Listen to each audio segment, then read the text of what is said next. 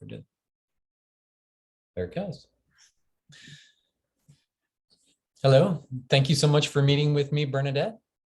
My pleasure.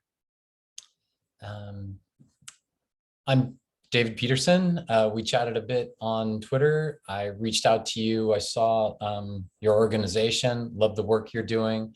First thing right off the bat is thank you so much for defending our solar liberties, the ability to take the sunshine that comes and hits our property and turn that into electricity. To me, that is just a fundamental right. I mean, I get to grow tomatoes and I don't get charged a penalty for that in my backyard. I can buy a vacuum and plug it in and I don't get charged a penalty for that. I just really appreciate the work that you guys are doing. Yeah, I agree with you. And about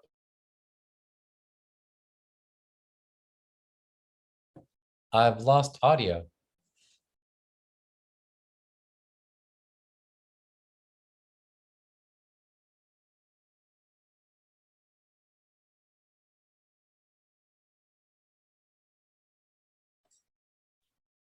I can hear you. Good. You're back now. Okay. Well, do you want to start over or do you think you can edit? Just go from where you were with your introduction. Okay. Well, I completely agree with you about the basic fundamental right of generating energy from the sun.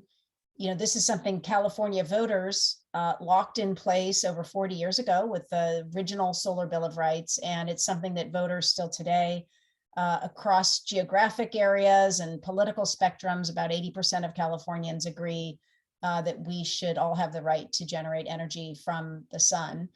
And we are in this sort of ridiculous place, if I can use that word. I do think if you step back, it's sort of ridiculous that whether you're motivated by saving money or energy independence or solving climate change, it doesn't really matter. We should not be stepping in the way and blocking people's access to the sun. And then the least of it is we shouldn't be taxing people and charging them a fee. So we are in this weird place in California right now on sort of energy policy that we could dive into and talk about. But I appreciate you, you know, taking the time to dive in and put a spotlight on this issue, because not enough people know about it, and we certainly need everybody to engage and get involved and help us defend these rights. Exactly. So we're mentioning the future taxes that they intend to impose on solar energy producers. Can you speak a little bit about the existing fines, fees, and restrictions on residential solar? Yeah, I mean, basically right now there aren't any fines, fees, or restrictions on residential solar, and we have worked to prevent utilities like PG&E from putting those in place, and something that state law has really protected up until now. Well, and now maybe I could ask you about a few of them more specifically. There is a restriction for personal use only. You can only put on your roof the panels that match your electricity usage. Right. So you can generate electricity and you can use that for your own personal use. But in terms of trading with your neighbors and sharing the excess electricity that you create, you're not allowed to do that. So it's kind of a twofold piece. One is you can't put extra on your roof and simply let the rest go to PG&E. And so if you look at Google Maps, most rooftops that have a solar panel on top, they just have a little bit of solar panels. It only covers about 20% of the rooftop rather than the whole rooftop. And pardon me, but the other 80% of my rooftop that gets sunshine can generate even more electricity than the first 20% of the rooftop. Yeah. I see where you're going. Yeah, that's absolutely right. To take a step back, California really take a big step back, which I think is important for everybody to understand. We generate right now, we have about 10 gigawatts. I know that's not a term that a lot of people know about, but 10 gigawatts, which is a lot of electricity. We have that amount of capacity on rooftops all around California. Maybe we could speak to that in terms of percentages, so it's easier for people. Sure, it covers about 7% of California's annual electricity needs. Just a little bit, not a problem. Yeah. It's What we kind of have, like if everybody went out and bought a cell phone and plugged it in, not a big impact, right? It's small wattage. yeah, I mean, it's significant if you think about the fact that these are little small mini power plants aggregated together. You know, right now today add up to about, that's about 5 Diablo Canyon nuclear power plants. So it's a lot. But in terms of competition, it's no reason for Yes, PG&E to completely rip us off. No, that's exactly right. It is very small in the scheme of things. It means PG&E controls over 90% of the electricity supply. And we're about to electrify a lot of things, right? Cars and more appliances in the home. So we're about to sort of supersize PG&E by transferring a lot of sort of the ExxonMobil market over to PG&E, which to a lot of us spells disaster. I mean, PG&E is having a hard enough time keeping the lights on now and not burning down the state. Think about having even more electricity pumping through and piping through those wires. So that's growth, that's good. But I kind of want to talk more about the fines, fees, and restrictions on residential solar, because residential solar is essentially consumers, citizens, constituents in districts. And we have an opportunity to vote and cast a ballot, but we don't have an opportunity to put pressure on PG&E to let us put one more solar panel on our roof. In fact, Elon Musk's team at Solar City, now Tesla Solar, told me, if you put one more panel on your roof, they'll cut you off the grid. And that just seems like barbaric mafia tactics to use on consumers. I mean, I just want to generate a little electricity. And why are they limiting me to such a small fraction of my roof? I can generate $600 worth of electricity on my rooftop for the little install they have. That's about 20% of my rooftop. But think about it. I could actually generate $3,000 worth of electricity if they let me install panels on the rest of my roof. Yeah, there's no question that PG&E and the other utilities in California have a very monopolistic mindset, a very limited mindset when it comes to customers generating electricity. Their mindset is, we own those wires, we own those poles, and we are in the business of selling electrons. And you should not do any of that. That's our business. They have a very anti-competitive mindset. And so they apply that to exactly what you're talking about. They basically say, only through legislation have we as consumers been allowed to self-generate. And the limits on the roof, the rooftop, the size of your system today is all based on self-generation. What's your total annual electricity usage? And that's how big you can size your system. But if you size it anymore, if you have a big house and a small energy footprint, you're prohibited from maxing out what is possible for you to generate.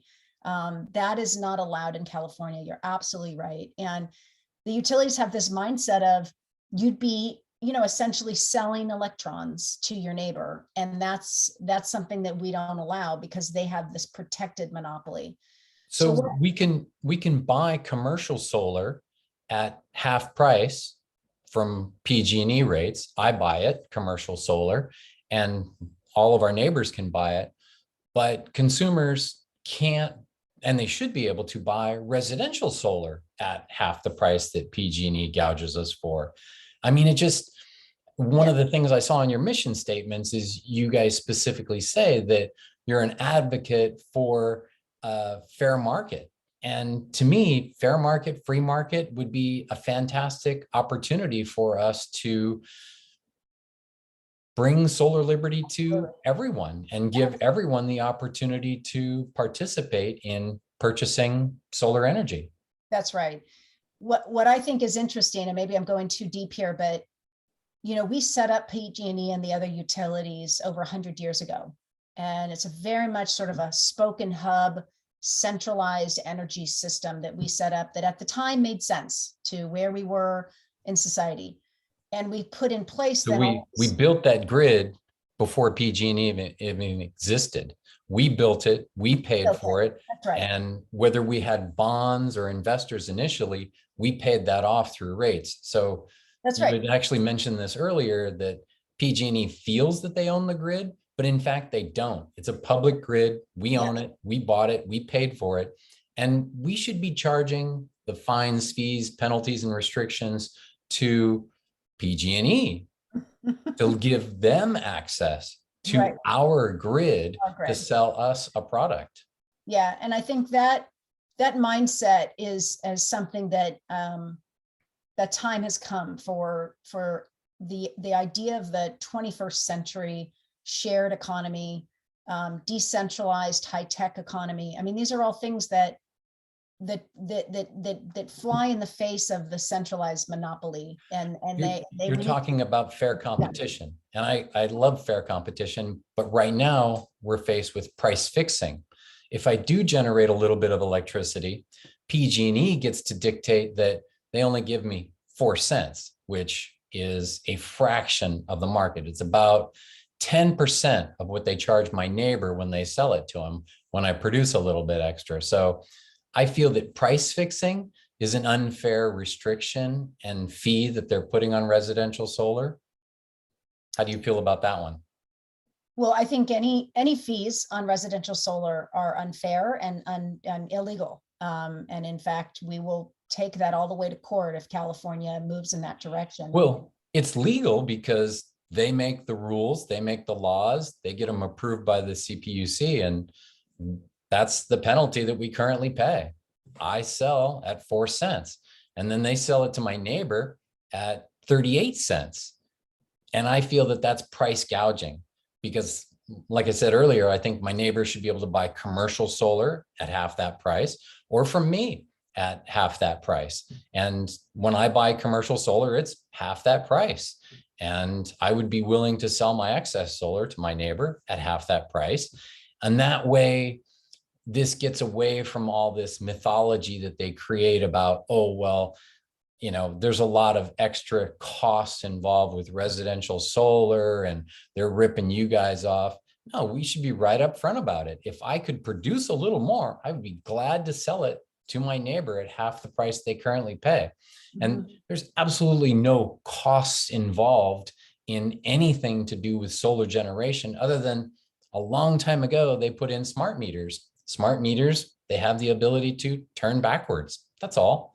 That infrastructure is in place. It's been in place for 2 decades, and a lot of solar systems have been in place in that length of time. And we need to take advantage of these opportunities.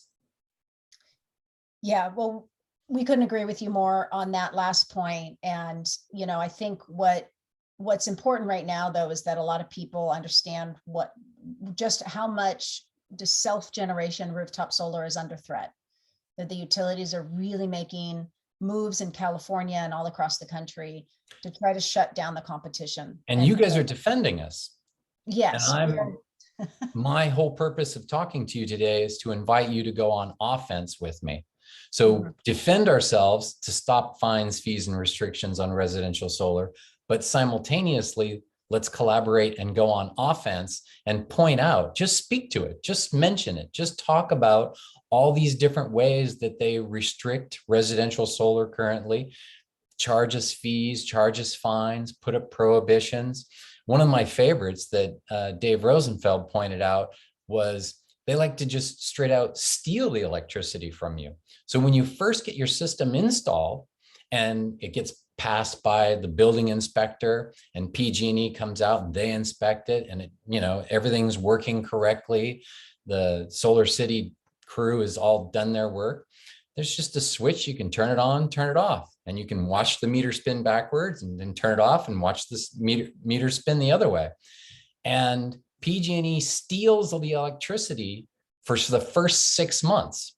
They won't let you get credit for it. They won't let Solar City get credit for it. And they're just pocketing the money, and they just go right ahead and charge you the standard electricity rates that they would charge you. And they just pretend that you're not generating any electricity for 6 months. Dave Rosenfeld had a specific name. He's with Solar Rights Alliance, and he had a specific name for this tactic that they use. And I think that's criminal. I mean, if it gets over $1,000, I think it's grand larceny. That's one law that I don't think they have in their favor, but somehow they get away with it. Yeah, you'll have to have Dave on. I'm not sure what he's talking about exactly in that scenario. For me, it happened to me. Is that right? Yeah. And so I'm talking to PG&E, what's the deal? And the PG&E technician knew everything. He says, this is exactly how much you're generating. This is exactly how much you're using.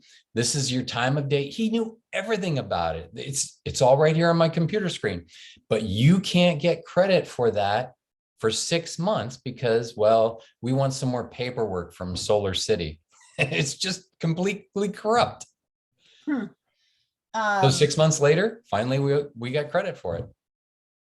For subsequent generation. We didn't get any reimbursement for what they already stole from us. Forget about that. That's water under the bridge, and they've taken credit for it. Wow. Well, that is pretty extreme. That's not. It's standard operating practice. Goes on every single time, every single day. I'm not the only one that's being impacted that way. Okay. Well, you're educating me about something I'm not familiar with, that being standard. I certainly know of horror stories, and we work to fight those where the utility is withholding interconnection, what's called interconnection. Interconnection, that's what he called it. Yeah. So it's withholding interconnection. Yeah.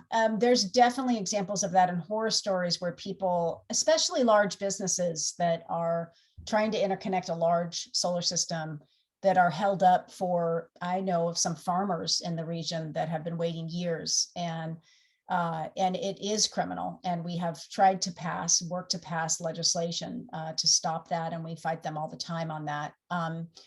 But would you support federal legislation to penalize PG&E for thieving such revenue, say 5 times the amount that they steal?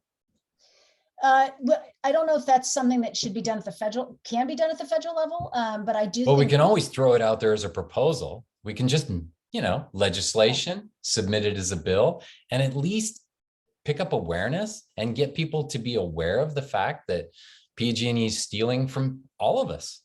Yeah, it's definitely, interconnection is definitely a huge problem, especially in the more rural areas. The farther out you go, the more difficult things become. And we and our customers are super frustrated with the lack of good customer service, to put it, it's putting it mildly, but it is a major problem. And I think there are, mandatory fees and fines on PG&E, but of course, the challenge is just getting our regulatory agencies to enforce. And it's a bit of a quagmire to get. I don't bother with them. I already know whose team they're on. Yeah, it's frustrating. Sure. Yeah. If there was an opportunity to, split the difference between, ripping somebody off or not, forget about it. They're giving all the money to PG&E. So of the current fines, fees, and restrictions, what can we take from this conversation here and take it out to the public and share it in press releases and social media? Which ones can we explore further and talk to people about? Well, like I said it before, I know this will seem overly defensive, but we are facing a real proposal at the Public Utilities Commission. Well, I know. Would take us backward, and we have to win on that. We can't take our eye off that. So I know that's not the offensive approach you'd prefer, and I would as well, but this is just our reality. Is there's a proposal on the table to basically fee and fine rooftop solar to death, and it will go over a cliff, and nobody but the extremely wealthy will be able to afford to go solar, and we just absolutely can't let that happen. And so what I would like to do is raise awareness about that threat and get more people engaged and involved in our organizations, in the California Solar and Storage Association, representing all the businesses, in the Solar Rights Alliance, representing the consumer voice, so that we could then, after that victory, take that movement and then move forward. And out of the, kind of out of the adversity and out of the war, you can build something stronger. And that would be my vision of how we move forward. We are expecting a proposed decision from another revised proposed decision from the Public Utilities Commission in the next couple of months. So sometime between now and probably June of this year. And there will then be an opportunity to either be for what they're proposing or against it. And we should all work together to make it the strongest policy possible to make solar more affordable to more people. And as you say, really maximize what people can put on their roof. There is an opportunity to do that right now, to be able to oversize your solar system to generate more energy, to accommodate, what you may want to do in the future with your Oversized. That sounds like one of those trucks going down the freeway and everybody has to get out of the way. It's my roof. I had to pay $18,000 to put a new roof on. Yeah. And now you tell me I can only generate electricity on 20%. Yeah. I think that's the rule we should push towards coal. You only get to sell 1 in 5 lumps of coal that you pull out of the ground. Right. I mean, right. come on, let's fair market, Yeah. fair competition. If we don't include the existing fines, fees, and restrictions in our messaging to the public, then we're not necessarily being completely honest. I mean, we at least have to mention it someplace and let them know the truth is out there. And if we completely disregard it, then we're deceiving our audience. I hear you on that. I also, though, think that what is being proposed today is an actual line item fee based on the size of your system. So the more panels you have on your roof, the bigger the fee. And what was proposed by the PUC and has been taken off, it's they're currently saying they don't like it, but we don't know if they don't like the fee or they don't like other elements of it, but was to charge. They don't like the awareness spreading that people recognize, hey, we're being ripped off for no good reason. That's what they don't like. Yeah. And the reality is, whatever they pass, the reaction is simply going to be what percentage of people just disconnect. Just either disconnect from the grid and go solar and battery alone, or rip the panels off their house and say, okay, gouge me rates, but I'm not going to pay extra because I have solar or a vacuum or a treadmill or a windmill or anything else. Yeah. Yeah. I just think it's important for people to understand just how draconian this proposal is, where it is a line item fee, a real tax on solar panels, just very blatant attack on solar panels. It is draconian. There should actually be a criminal law against that. Yeah, I agree. And it should be minimum sentencing. If you gouge people for money for no good reason, you should serve jail time. We should talk about batteries. They're a game changer. And I think the reason why the utilities are coming after rooftop solar with so much aggression right now is because energy storage has the potential to really truly revolutionize how we generate and store energy. And, this is one of these things where, you're getting back to this idea of sizing and supersizing and undersizing and whatever. Your point is an excellent one, which is we should be able to do what we want on our own property. And our grid. And with our grid. And if you have batteries, of course, you don't even need as much. You don't need the grid to use the grid like a battery. So you could put as many solar panels as you have room for or as you want and have a need for, and you could, store all the electricity and protect yourself from both rising energy rates, especially evening rates the prices are going to go up in the evening hours more than daytime. And then obviously have energy as backup when the grid goes down. And that's really where things are exciting right now for consumers. And it's why the utilities, like I said, are coming after rooftops so aggressively, and hiding behind these myths about costs and sharing and whatever. That's all funny math that they're using. And the thing that's encouraging to me is the public doesn't buy it. We've seen poll after poll of the California voter right now that does not buy any of this cost shift argumentation, or, think that in any way, any of this idea makes sense of taxing people with solar panels. So, if we can just, to your point, get people engaged, people aware and involved, and get voters empowered to take action, we can. Well, they have the power, but I don't necessarily see candidates coming out for assembly. They're up every 2 years. For Senate, obviously, most of this regulation is state regulation. And I don't see a lot of them coming forward and saying, hey, wait a minute, let's stop gouging people for installing solar panels. I don't see it. I know we have had some success with the Incredible Hulks. They've come out, they've tweeted in our favor. That's great. They've raised awareness. Yeah. But what can we do to get more people talking on stage and letting people know that we're all being ripped off, every single one of us, whether you have solar on your house or not, you're getting ripped off by PG&E, because everyone should be able to save $600 a year on their electricity by buying it at half price from residential solar producers. Yeah.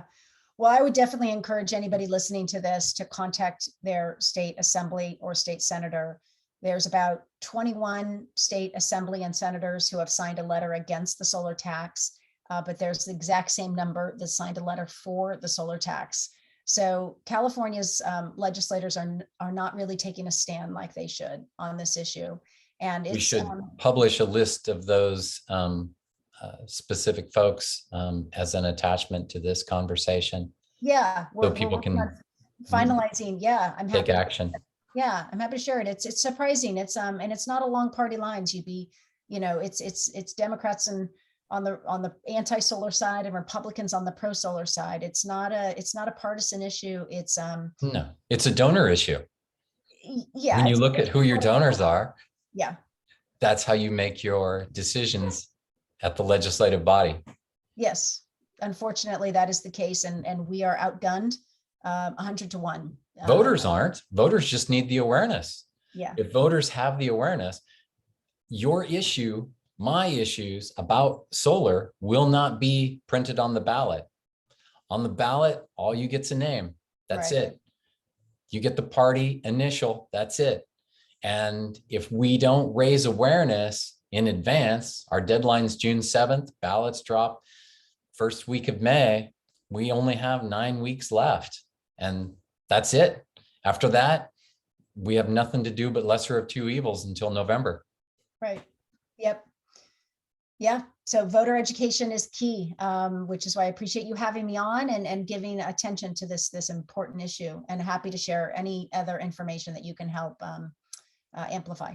Well, I'm definitely here to support you. So anything that you want me as a federal candidate to say, let me know. I would be glad to put it out there, make statements, push forward what we have as common ground, and help people to recognize how PG&E and the PUC is ripping us off. Great. Well, thank you so much. I really appreciate your time and for bringing attention to this important issue. Thank you. I'm just one guy. I'm just a candidate. You're an entire organization. So I appreciate your time. It's up to us to recognize what you guys do and come to support you. Wonderful. Thank you so much. Thank you, Bernadette. Bye-bye.